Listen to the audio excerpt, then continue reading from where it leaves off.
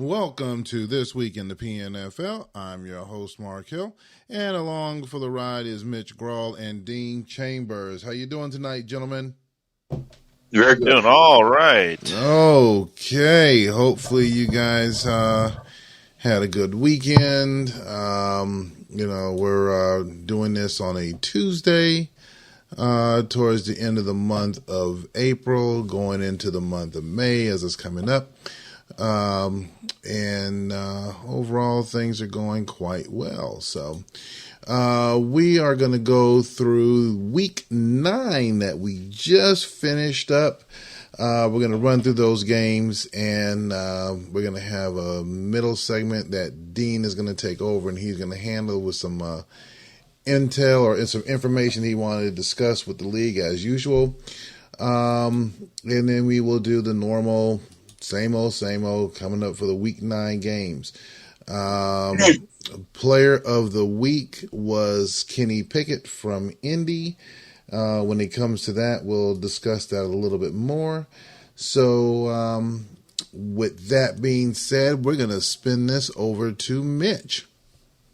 All right. PNFL fans, another week is in the books, and what a week it was. Week 9 of the PNFL season, and you can't get more exciting than second half of the season action. Let's start off in New England, where our hard luck New England Patriots were hosting the New York Jets. We talk about not quite the Jets of old, but somehow they mustered it up with just a devastatingly heartbreaking defeat of the New England Patriots, 27-24. Mac Jones, player of the game.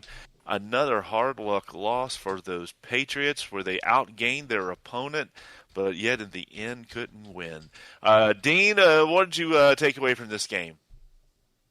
Well, what I'm seeing here is that they, excuse me, New England held the Jets to 1 of 12 on third downs, although the Jets did go for fourth down twice and get both of them.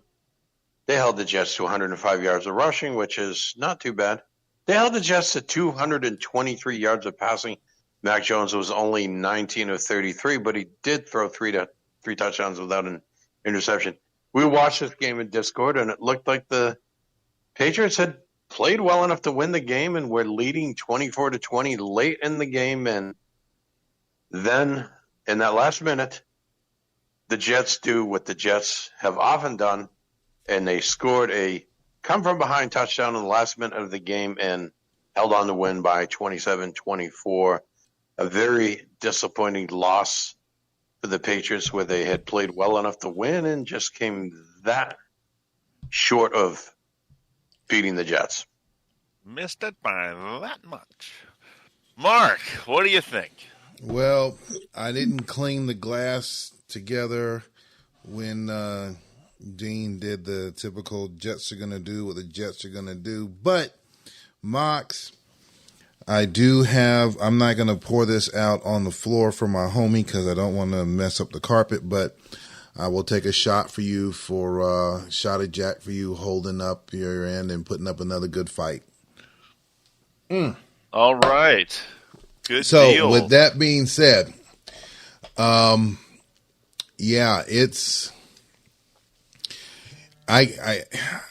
can't help but just feel bad for him for everything, the way that this season's gone for him, with so many games that were so close and just not quite there. I think Mitch would say he's the best 1-8 team in the league right now because he has come so close so many times. It's like he's right at that edge and just can't get over the end. And again, stat-wise, he had the numbers stat-wise. I mean, a little bit off on the rushing, but for passing and everything else, he had it. Just coming up a little bit short again. So I feel sorry for him. I mean, it's back to work. Don't give up. Keep plowing away because you're 1 or 2 plays away. Would you agree, Mitch?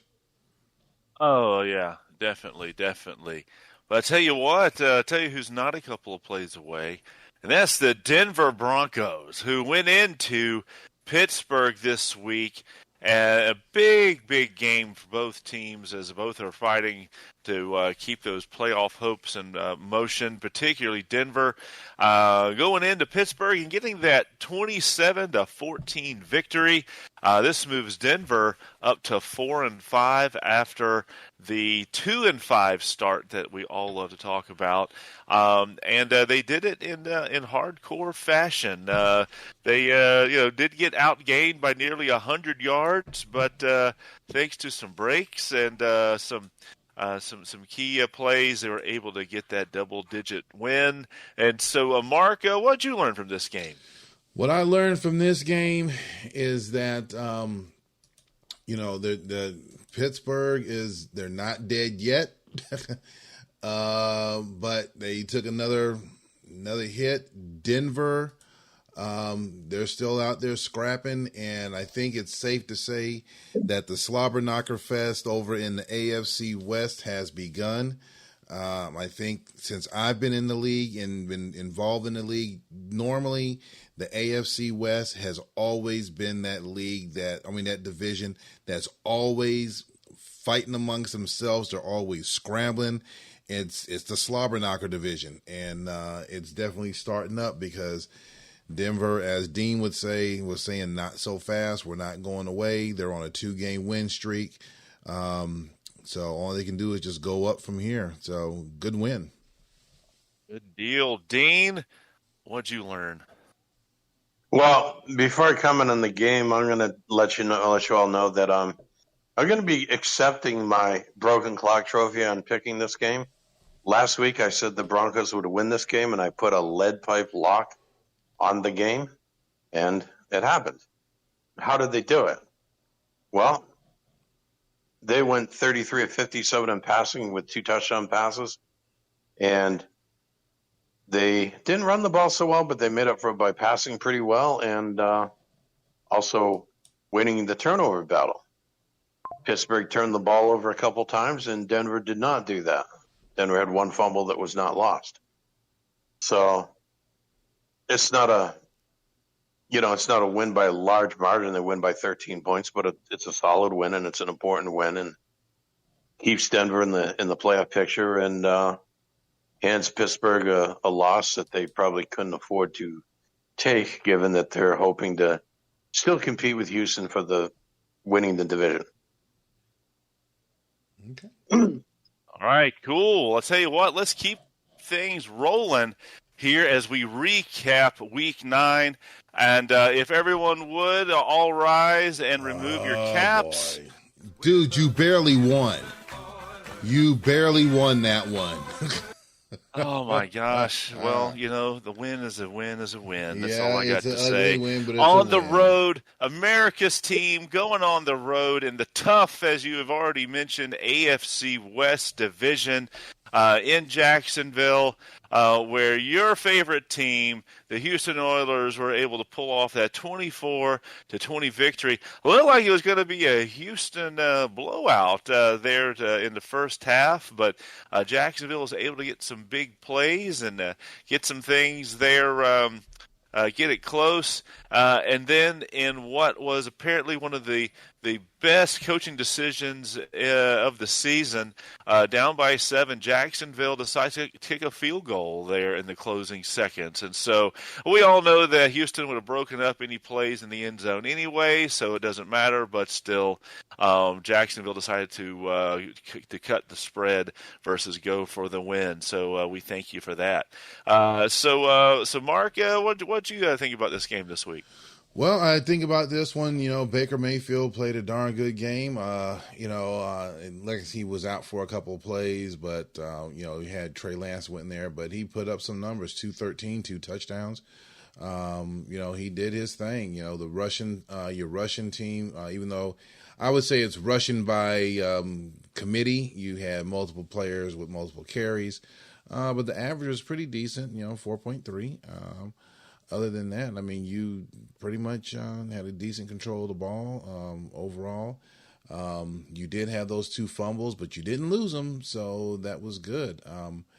Jacksonville's another team out there, just like with New England. There's just something's just not right. You have those moments where you think they're up, but then just missing one or two little things. So, but overall, I mean, Houston's doing good. They're making their mark. They're hitting their stride. So, good win. Dean, what'd you take away? I need to raise two issues here. Did you refer to your team as America's team? Yes, we are America's team, Dean. Did you not know that? I thought it was always Dallas that has historically made that claim. Well, we have no Dallas in this league, and since I'm in the state of Texas with Houston, we are America's team. Plus, Dallas never wins anyway, so America's team. So you're telling me that someone needs to bring Dallas back to the PNFL? Yeah, if they want to, but at this point, Houston has taken over America's team designation. Okay, so we could change that in the offseason. I picked Houston to win and cover the spread in this game, and Houston barely wins 4 points over Jacksonville. That's didn't make my pick look very good. Let's put it that way.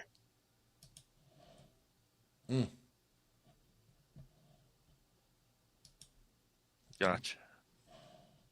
Okay. All righty. Well, we're going to move along and go to Buffalo, where the Las Vegas Raiders flew in to Memorial Stadium, or whatever they call the stadium in Buffalo, to take on Caleb Williams and the Bills. And Caleb Williams, woo boy, he had a day that day. Winning player of the game, Buffalo, 36-7. It looked like it was going to be a shutout there for a majority of the game, but the Raiders did score late. But Dean, what did you learn in this game? Well, last week I said that Buffalo would easily win and cover the spread here because the Raiders were moving the ball and, gaining like 3-point-something yards per play. Well, they raised that to 4.9 yards per play on offense this week. And yet, they only scored a touchdown, one score. I'm not sure how they did this. They had 2 interceptions, but I don't know. They just they went 6 and 12 on third downs, or they did go 0 and 2 on fourth downs. So they got a little better on offense, but they still didn't do anything more than score a single touchdown. And their defense allowed Buffalo to score 36 points, so that was the difference in this game. Gotcha. Mark, what's your take on this? Buffalo walked the dog this week. They walked all over Vegas.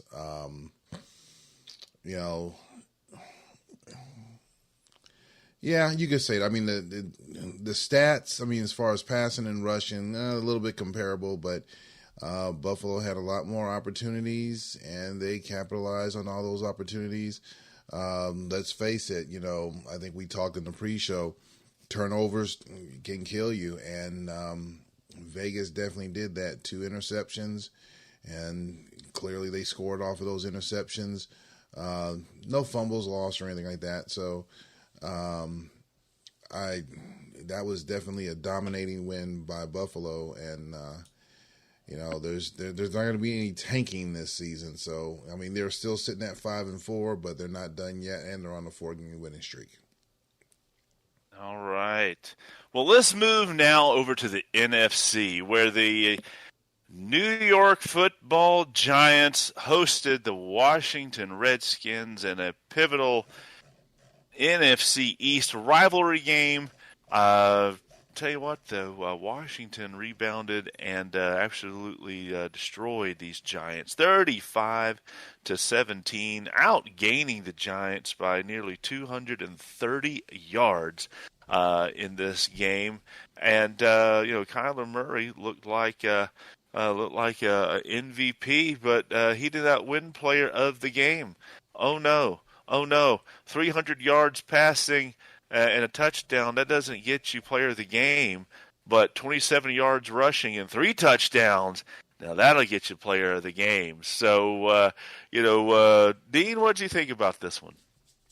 I think Jerry looked at what I had done the week before with Washington running the ball a lot, and he said, "Well, I'm going to do some of that too." And as you can see, they did it. They did it quite well. 152 yards of rushing on 27 attempts. That's 5.6 yards per run. So, and then threw in some passing that was better than the passing I did the previous week, and that gets you 35 points scored against. And they also completed the goal on defense that Jerry told us here on the show that he strives to do, hold the other team under 20 points. So it leads to a solid win, and Washington is still looking like they're going to win the NFC East. Mark, what'd you learn from this? What I learned is that I don't know what's going on with Sean. He's already on a 2-game winning streak. I thought he was going to, put up a good season here and give Washington a run for their money. He may still do so, but performances like that is not going to get it at all. Definitely needs to tighten up on a lot of stuff over there. Being, total net yards a 2-1 margin, not going to cut it. Interception, not going to cut it. So I thought he was going to put up a lot more this season. But on the other side, Washington is proving that they are still kings out there in the East. And if you want to go for his crown, you got to make sure you pack a lunch. So I'm not sure if they have another matchup with New York this season, but if they do, they better go back, pack a lunch, look at some things, and really knuckle down on it if they want to try to get it, go to that next level. So tough loss, but yeah, Sean, you gotta tighten it up.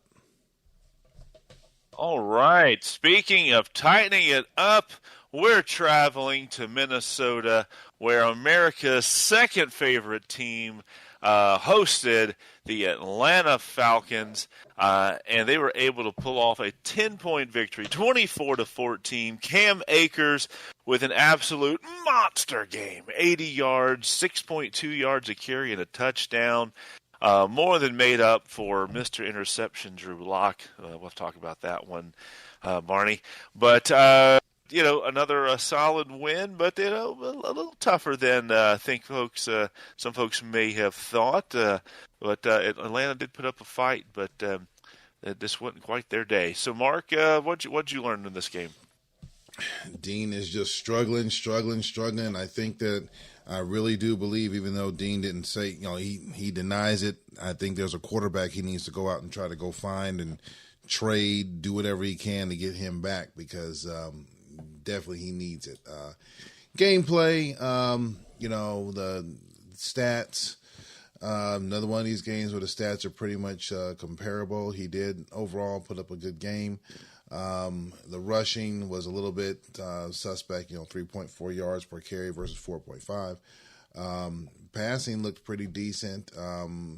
I would say the interception, 2 by Burrow and 2 by Locke, I pretty much would call that a push. But just got a little bit more work to do and to get the defense tightened up, because, of course, when you're going against Minnesota, you got to have all your ducks in a row and tough, back to the drawing board, Dean. So what do you think about your team, Dean? What's your synopsis of them? Well, you're forgetting that in the offseason, I traded away a first-round pick for a quarterback. You shouldn't have got rid of the one that you had that was doing some good things. You talking about Justin Fields? The one that took him to the Super Bowl. Yes, that'd been Justin Fields. Yep. Who has not since taken anyone to a Super Bowl. But has a higher passer rating than Joe Burrow. Thank you. Crickets. What else you got? But anyway, the defense wasn't too bad in this game. It could have been a little better, but the offense just didn't perform. I mean, not only the two There you go. Not only the 2 interceptions, but 178 yards passing. 178 yards passing. Really? That's not getting it done. 6.1 yards per pass. That's not getting it. It's just not. It's not doing it. And then a fumble. I think the fumble probably ended up being more costly than the interceptions. I mean, both teams had 2 interceptions. We kind of traded those.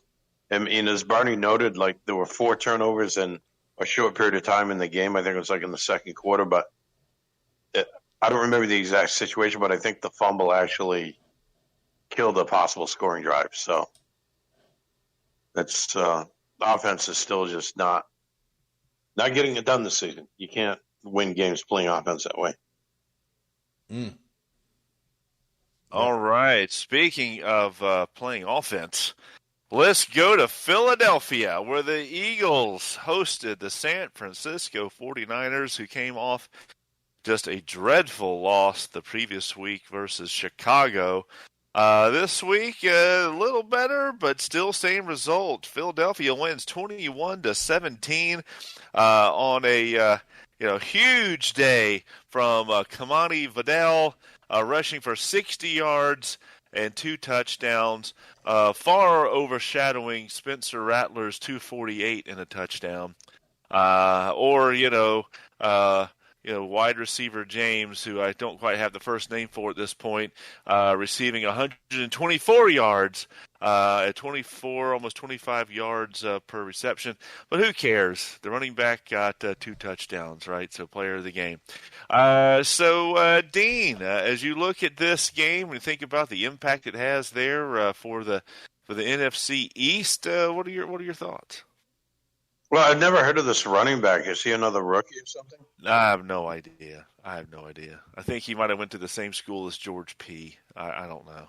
Oh, another graduate from... Maybe, yeah. A graduate assistant from a junior college. Community college.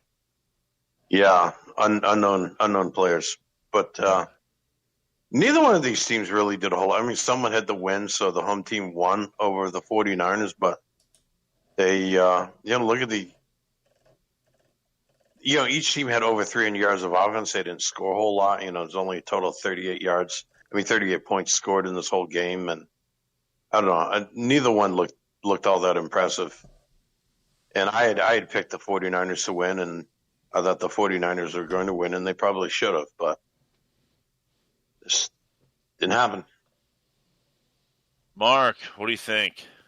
I got to agree with Dean. There was nothing that was really impressive in this one. If you really want to look at the passing game,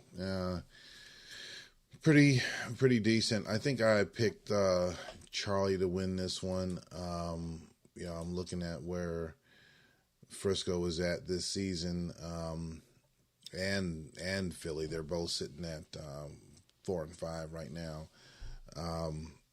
This is not a typical Charlie team. Just looking at their point total overall, just getting a little bit sluggish out there and slow getting himself going. But hey, for me, that's good because kind of keeps me in that race to try to get that playoff berth. Not to jump too far ahead, but not a good win by Philly. They're still in it. Nothing else I can say about it. All right, let's go to our next game. And it was a big game for Indianapolis. A must-win to keep their hopes alive for a division title. Where they hosted Chicago, coming off a big win against San Francisco. Could they keep it rolling? Well, the answer is no. They ran into Kenny Pickett, who did not throw any pickets. In fact, he threw 3 touchdowns for 320 yards as Indianapolis was able to squeak by and get that 26-23 victory over the Chicago Cardinals. Chicago couldn't quite get it back-to-back weeks, but this is a huge win as Indianapolis was beginning to have a standing 8 count after the last few weeks, but they did rebound and get themselves back on track. So, Mark, what were your thoughts from this game? Well, I can say that it is it's been official, I think, for a while, but it's definitely official. Yeah, Chicago is definitely off of their throne right now. New staff, new coaching staff and everything over there. So definitely they got some work to do. But Chicago's downfall is Indy's gain, as they definitely took a victory that, truthfully, I think, weren't they? I believe they were projected to win this game. I think they had the points for them. So hey, they did what they had to do. They took care of their business. Put up 3 points for Pickett, 320 yards. Definitely put up the numbers and did his thing to win player of the game. So good win by Indy. Dean, what'd you learn? Well, the interesting signal that came about as a consequence of this game is while the interim coach or the acting coach, or whatever his title is, of the Chicago Cardinals has been trying to get the team playing better, the general manager of the Cardinals posted on the forum and offered up the players that are playing in their last season for draft picks. And some of those players did get traded. So I think it kind of signals that the management of the team doesn't believe the team has a shot at making a run this season. So they've made those moves. This was a huge win and important for Indianapolis because they've had a bit of tough luck the last few weeks, and this week rebounded with a win. And it was a tough game. They had to hold on to win by 3 points at the end. So, but a good win, an important win, and keeps them in play for the AFC East championship. Well, I tell you what, I think definitely a big game there for Indy. So good for them. All right, let's go to our final game of the week, where Seattle went into Green Bay, and it was not the friendly confines. In fact, here's a little clip of Shuggy after the game, a live interview of Shuggy after this game this week.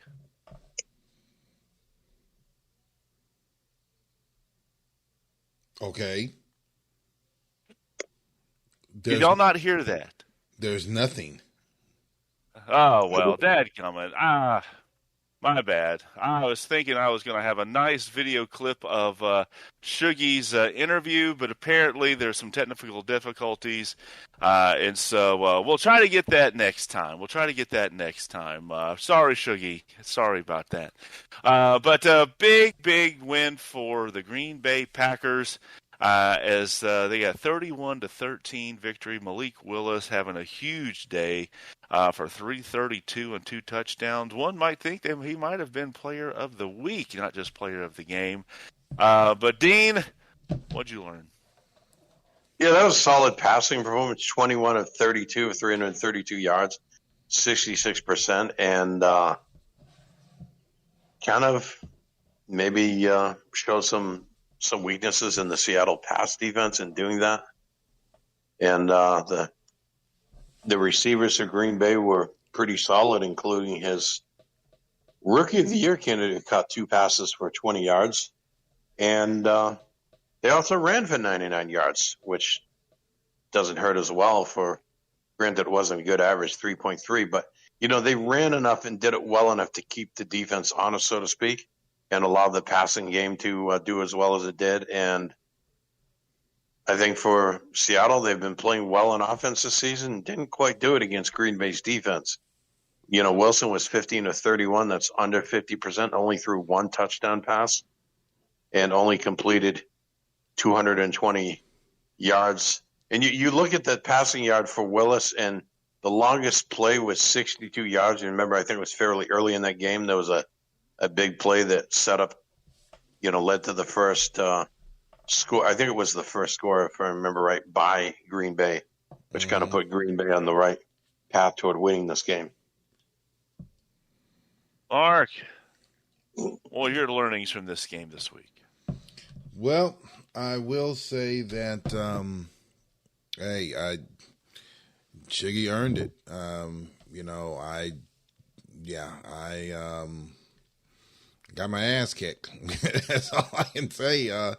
he did his thing out there.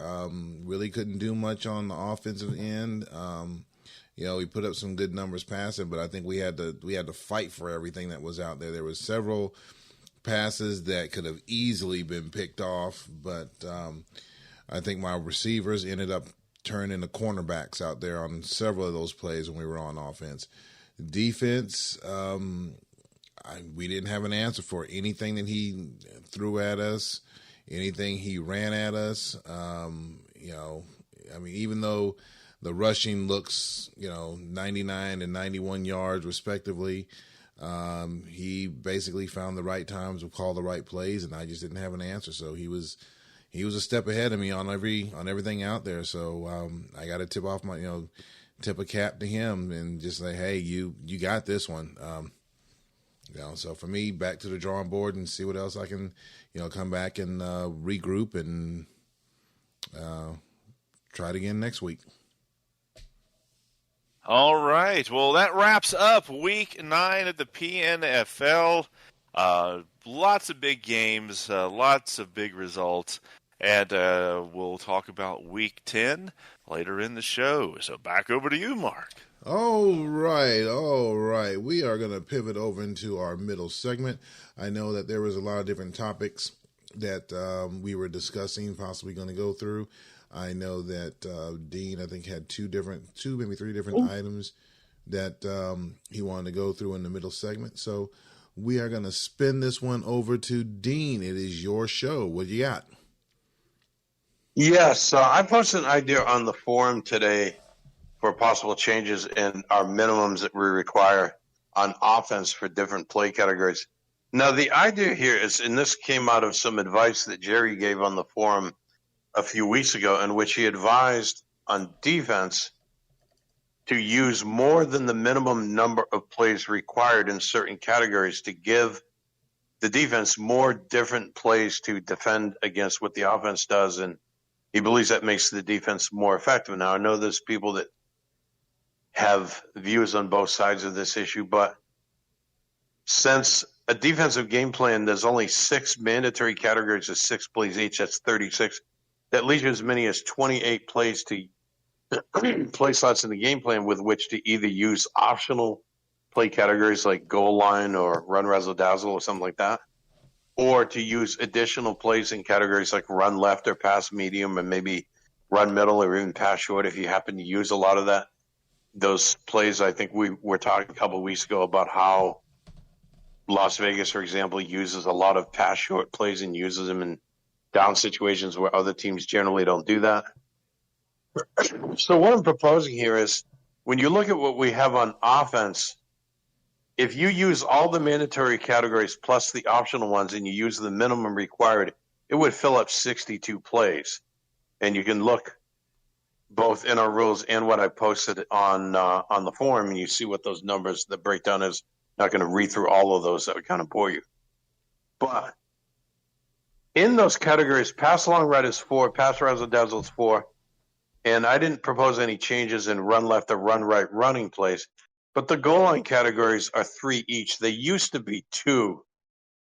Now, I do realize there was the issue that happened with a certain team that called 2 goal line pass plays quite a lot in the game, but that had never been done and isn't done on offense. No one on offense is calling like goal line pass, 80% on 1st and 10 or anything like that. That would seem kind of unrealistic.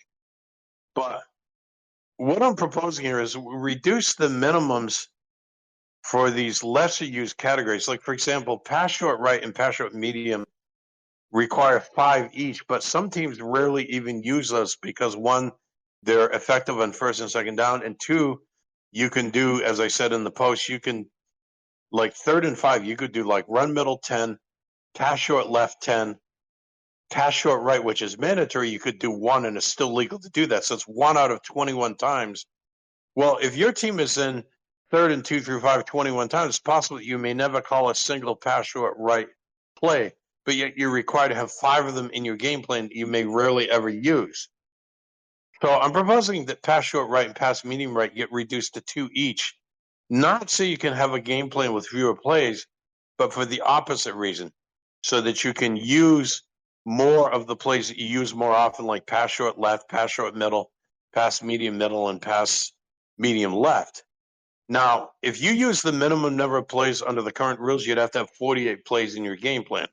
So I'm proposing that minimum be maintained, and if we lower the minimum in some of the categories, so like if you use the minimum under what I'm proposing, it would be 44 plays total, but you still have to have 48. In other words, you'd have to add in 4 plays in whichever categories you choose to, and then you would still have 16 play slots left if you want to add in more pass short left or pass medium left or whatever it is. So what I'm proposing will allow you to use more plays in the categories that get called more often. And I think maybe this will cut down on some of what we see when we're only putting, say, 5 pass short left plays. You notice sometimes in a game, one individual pass short left play gets called 5 or 6 times, and 1 or 2 of your plays in the game plan don't get called at all. And I think by having fewer plays, that's more likely to happen. So if you're able to put in 6 or 7 or 8 pass short left plays or pass medium left, given all the different categories of plays, there's time passes, there's rollouts, there's screen passes, all different kinds of types of plays. If you're able to use more plays in these 4 categories are most commonly used in the passing game, which again is pass short left, pass short medium, pass medium left, pass medium middle, it gives you flexibility to represent more of those categories and have a bit more diverse offense. And it might even allow our offenses to be a little bit more effective. But the main argument that I'm making for allowing this change is allow coaches more flexibility. This doesn't restrict anyone from still doing a regular game plan like you would now with 62 plays in the minimums in all categories. If you think that's the best offense you can put on the field, even if this change is made, you can still do that. This is just allowing more flexibility for those who would want to run fewer plays in these categories that aren't as often used in order to use more plays in the 4 categories that are used most often.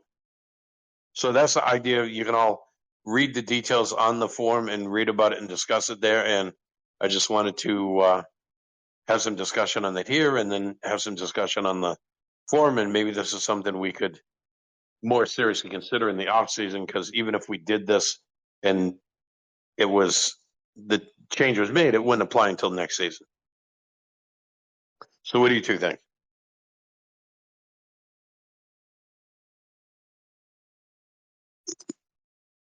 I'm on mute. For me, I know we were talking about this earlier. I don't see too big of an issue in reducing the number of plays in those, I guess, specialty categories. I thought would be maybe instead of going from 4 to 2, maybe from 4 to 3 and whatnot. But maybe that'll give us an opportunity to, for say pass razzle dazzle, pass long. Having a minimum of 3, but but only a third being able to be a timed pass, it actually could be a way to offset some of the discussion we've had around those pass razzle dazzles and whether we should just use them late in the games or different situations because of obviously the impact they've had. So, like I said, I don't see a too big of a issue with doing that, but I do like the fact that you have to have the minimum 48 overall plays. So I think that would be definitely a good way to help balance the full game plan, so you don't have teams turning in 40 plays and maybe that being a little bit too watered down. So that's my thoughts. I don't know, Mark. Do you have any comments or thoughts on it? No, I when I look at my stuff and I'm setting my plays up, I know Dean had mentioned about setting the plays up. I think right now it should be pretty much what the coaches, how they want to, whatever they think is best for them on how they want to have it. Brain fart. How you think you want to have your team set up and your playbook set up. I think by What is the standard? Hold on, I'm trying to pull this up here. For the defensive play, how many defensive plays got to have in the playbook? Refresh me on this. In the What, six, 36 or something like that? Roughly 36 in there. the six categories would be run left, run middle, run right, pass short, pass medium, and pass long on defense, and you have to have 6 in each. So it's 36. All the other categories are optional. Right. I mean, for me, I've had some weeks where I have a lot more plays in there, almost up to the max. I have others where, based on who I'm playing against, I have a lot less in there. So, do I think we should, have a harder number or something like that? No, I think right now, the way it is right now, it should be fine. I think on the offensive side, I think it's 40. 48. 48. Use just the main 3 categories. Yeah, 48. I mean, I have, again, same thing with the defense. Not going to tip too much. There's game plans where I've had more in there. I've had some where I've had 64 plays in there.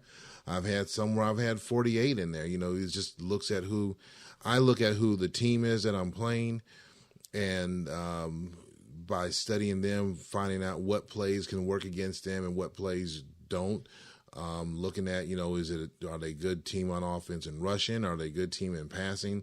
And I adjust my playbook as is. I mean, for me personally, I think I'm content with the minimums that's in there, and then I tailor my team, my game plan to that. I think that's one of the things that's given me more success this season than any other season in the PNFL, because in the past, I've had 64 plays. I've filled the book up on both of them. And, I think it kind of dilutes your stronger plays. So I'm fine with it the way it is. Now, I want to. You are correct, Mark. You are correct. I want to respond quickly to something Mitch said. He said he talked about not wanting people to be able to turn in a game plan with 40 plays.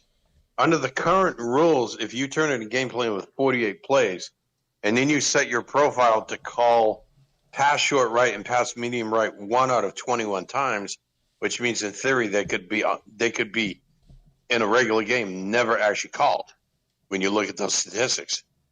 That means 38 plays would be getting called for the entire game. That's under the current rule. So with this change, it would allow coaches to run fewer pass short, have fewer pass short right and pass medium right and a little bit less in the goal line categories in the game plan, and then free up more of those spots to put in more. And in some cases, putting more plays may not weaken the game, but it depends. I mean, if you look at your stats and you decide that these 5 plays are the best pass short left plays there are, but if you add, say, 3 more pass short left plays, and they're not weaker plays, but they're just different types of plays that cover, and go against different types of defenses that the defense might run, it can theoretically strengthen your game plan. So it depends how you do it. It's not a matter of more plays is necessarily weaker or stronger. It's a matter of how you do it, and that's a matter of how you put your game plan together. And depending on how you put your game plan. But the argument here is, as Mark was saying, this is just allowing more flexibility for coaches. So those coaches who think that 8 pass medium left plays would be a stronger passing game than 5, it would make it more possible for you to do it, because you're not going to be taking up 10 game plan spots for pass short right and pass medium right that you want to try to call as least often as you can under the rules, which, again, if you're putting those alignments in the profile 10, 10, 1, with the 1 being the only one mandatory pass short right or pass medium right required, they may never hardly get called, if at all. So you're taking up 10 game plan spots with plays that you're not intending to call very much. So if you were using 2 each of those, that would free up 6 spots to maybe you decide to call 3 more pass medium left and 3 more pass medium middle if you want to have more options for your passing game in the medium passing. So it gives you that flexibility. Yep, I agree. But I mean, for me, like I said, I like the system the way it's set up right now. It definitely gives you that flexibility, and if I need to have more play, if I have a strong playbook with strong plays in there, I can put him in there. If I want to go with something different, just go with some core plays that I know that will shut them down. I go with that. You go with what is it they always say? You go in with your strongest suit that you have.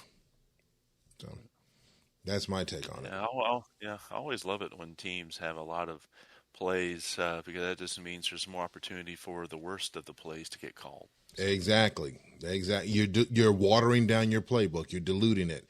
You want to go in there with your strongest ones that you have, the ones that you've had, or by scouting the other team in their previous weeks, pick those plays that's giving them the most fit, and try to pull those in. But it's still a guessing game if you use only 5 pass short left plays, and what if 4 of the 5 of them don't perform? Well, if you use 8 why you practice and 4 of the 8 don't sims. perform, and the other 4 are really good, you may still in better odds. I mean, so that's the risk of only using 5 pass short left or 5 pass medium left or whatever category it is. If 3 of those 5 just totally bomb out and go like 0 of 4, your overall median passing game is not very effective that week by using a smaller set of plays. So it can go both ways.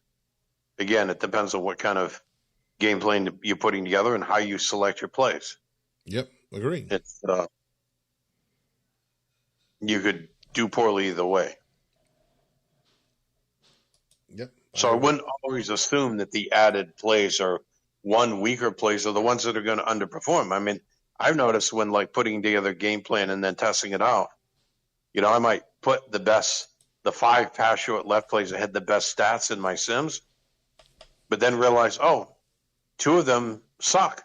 Put in the 6th and 7th play from my sim data, and then they do very well. So, it's the game is fickle that way. You can't really, plays do well in sims, and there's a variety of issues of why plays put up good numbers in sims, and when you watch them in the games that you play, they don't do as well. The plays that cause delay of game are one of the things because the sim data doesn't reflect that, and there's other issues. So, but this is just giving more flexibility. If someone wants to run a game plan where they just do the minimums and have 48 plays, even if this change were to go into effect, it wouldn't stop you from still doing that. But for the coach who wants to use extra plays in these major categories, it would allow you that flexibility. Mm-hmm. All right. What do you think about that, Mitch? Anything you want to add to that? Nah, I'm good. Okay. All righty. So we're going to go ahead and we're going to pivot on over to the upcoming games for this week. And I can tell you from looking at it, there's going to be some very interesting games out there. There's one big key matchup that I think everyone's wanting to look at and see, but we're going to, as we run through it real quick, we'll let Mitch go ahead and lead us in on all of those. So, Mitch, what do you see for the Week 10 games? Let's run through them real quick. All right. Yes, we've got a lot of big matchups this week, and we're starting out with our one of our favorite matchups of the week, Buffalo versus Washington, and definitely should be a great game to get things kicked off. We've got the Redskins, a 6.5 point favorite over the upstart Bills. You know what? I'll take the home team this week. Dean, what do you think? I really wanted to pick the Bills to pull off an upset here, but I don't think that's going to happen. I think that the spread is about right, and I could see the Redskins winning by probably exactly 7 points. All right, Mark, what are you thinking?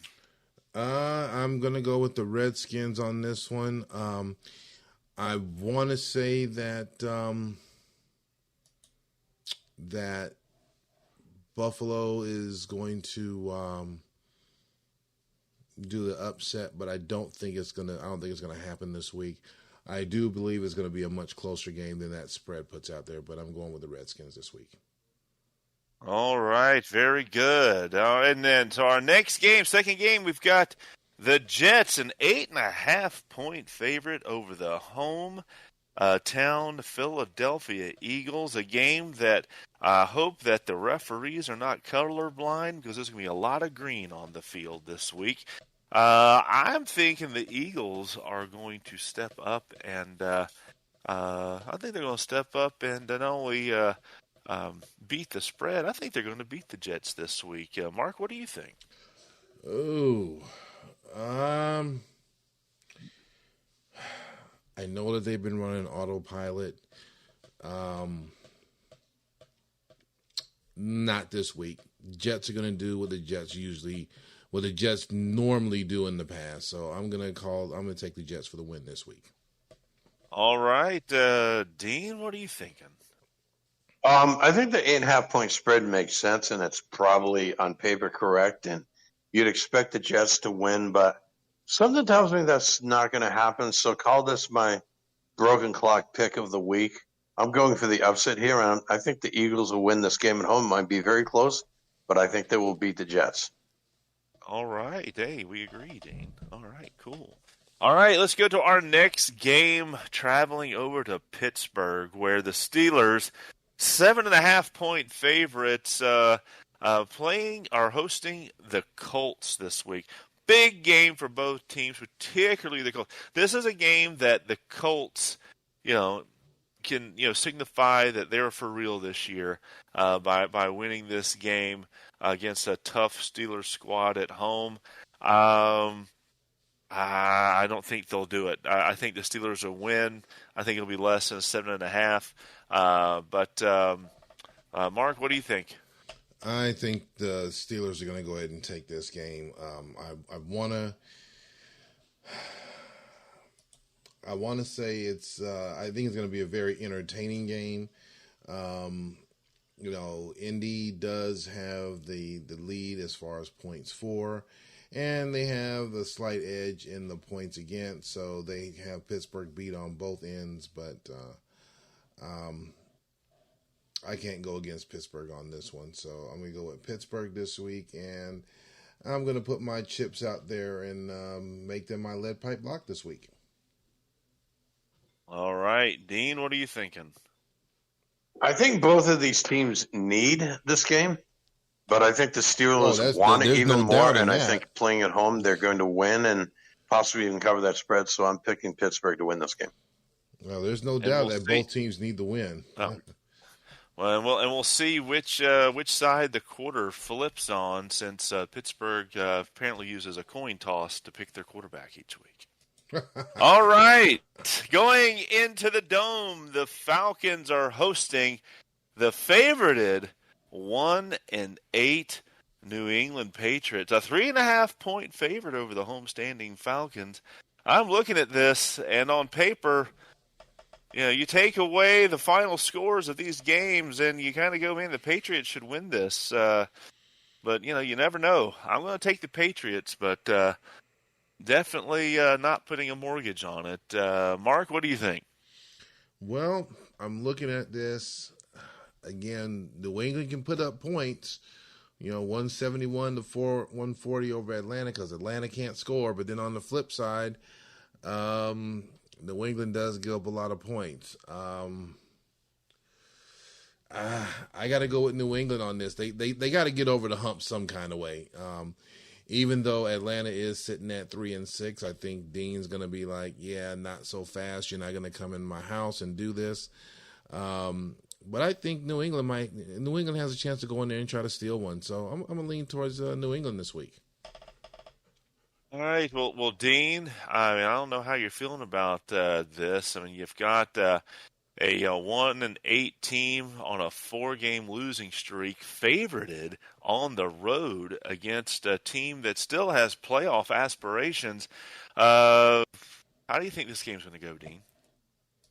Well, I think the 3.5 spread is what happens when your team doesn't play offense very well, and you can be favored to lose by 3.5 against a team that is 1-8.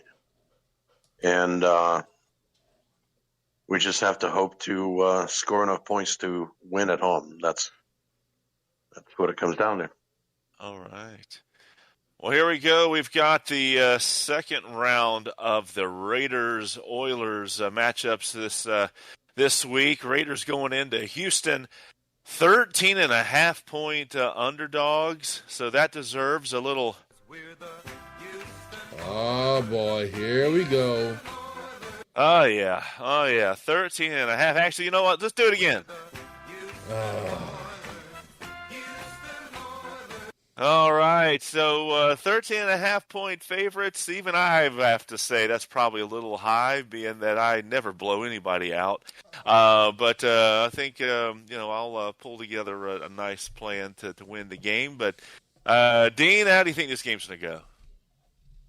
Well, given that your Houston Oilers are playing the team that some would argue, I know it's debatable, but some would argue could be the worst offensive team in the league. I think that this would be a good bet, and if you want to take out that third mortgage and cash out all your stocks and put all your chips in this, I'm putting a lead pipe lock. Houston will win this game. All right. What about you, Mark? Quick and dirty, Houston.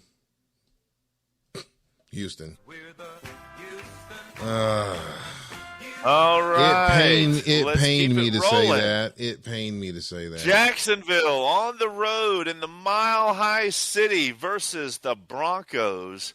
9.5-point favorites those Broncos are this week. They're on the upward trend. 2 wins in a row, back to 4-5, and sniffing a playoff berth. Mark, what do you think is going to happen this week? We're going to go with Denver on this one this week. I don't think, Vegas is definitely stumbling a little bit, and I think Denver has too many horsies for them this week. So it's the horsies over the Raiders. Dean, what's your call? Well, I think it's the Jaguars that they're going to beat, but momentum. Denver is going to win this game and cover the spread. All right. Next game, the Chicago Cardinals hosting the ever inconsistent New York Giants. So this one, a 2.5-point spread. Cardinals are favored. If there's ever a pick'em game, it really could be this one. I have no idea what's going to happen. I'll take the Giants, but I have no real good reason other than I'll take the Giants. So, Dean, what do you think? I think this probably should be a pick'em game, and I'm picking the Cardinals to barely win at home. They may not even cover that spread. Mark, what are you thinking?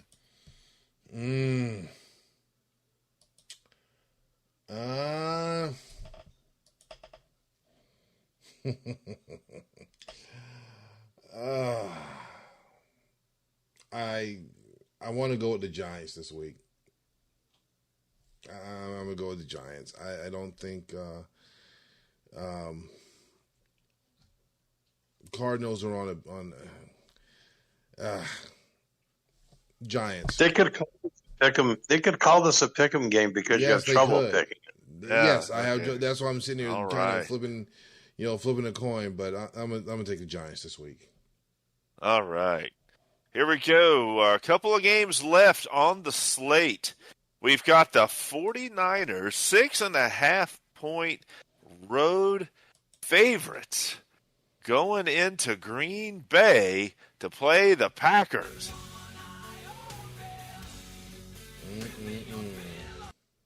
And you know what? Shuggy ain't going to let that 6.5-point spread go without a motivational speech. I hear he's got a couple of new screenplays created, to gain a half a yard when he's on the goal line to get those touchdowns.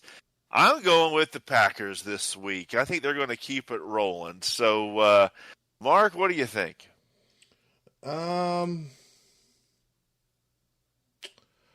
I am going to go. I'm going to call for the upset. I'm going to call for Sugar to do it again. I think All right. damn it, Shuggy. I'm gonna call. Yep, I'm calling for the upset this week. Going with Green Bay. Dean, do you agree with us? Well, this has been a tough season for the 49ers, and they're kind of in a tough spot here. If they win, it was expected. If they lose, it was an upset. But the Packers don't have anything to lose here. They're just they can take chances and play and do some things, and that's exactly what they're going to do. The Packers are going to do some things and win this game. All right. And in the last game of the week, we've got America's second favorite team, the Minnesota Vikings, on the road. They are favorites, 7.5-point favorites on the road against the Seattle Seahawks, coming off their toughest loss of the season, only their second loss of the season. So this is definitely a game that everyone is going to be highly interested in. I'm sure we'll get a lot of attendance on Friday Night Lights. And so, you know what? I'm going to take the Vikings. I think that 7.5 is a little bit high. I think it's going to be closer than that. But Dean, what do you see the outcome of this game looking like? I think the Vikings offense that has struggled a bit this season doesn't really travel well on the road. And I think the Seahawks are going to be highly motivated to get back on the winning side of things this week. So I am picking the upset. The home team, the Seattle Seahawks, win at home against your favorite team. All right. And Mark, as you look at this game and think about it, what do you think is going to happen here? Well, I'll tell you what. This was the one that I think I mentioned before. That was circled early on when the season was looking pretty good for us. As much as I want to say that, some people would say, well, he was looking ahead to this game. I was not looking ahead to this game. Green Bay just took it to us. So, going to regroup on this, and definitely been doing some stuff this week to get prepped up. I think I started working on it on Sunday. So still kind of continue to plug away on it and, go Hawks. I want to put up a good fight, get a battle against these guys and, pull off that upset. Go Hawks.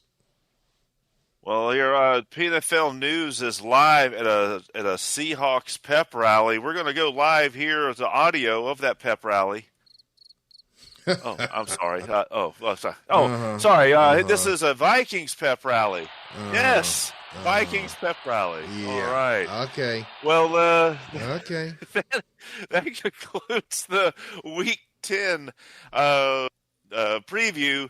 Lots of big games this week. Join us on Friday Night Lights as we look to play as many of these games out live. So get those PPPs in early so we can try to get as many games played before the Rooster Crows Saturday morning. So, Mark, back to you.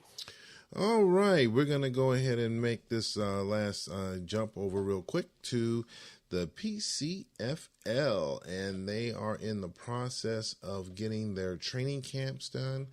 There's a couple teams that are left out there. I know one of them's in the Pacific Northwest that needs to get taken care of. So they're going to be getting that taken care of, and we're going to pass this one over to the commissioner of the PCFL, Dean.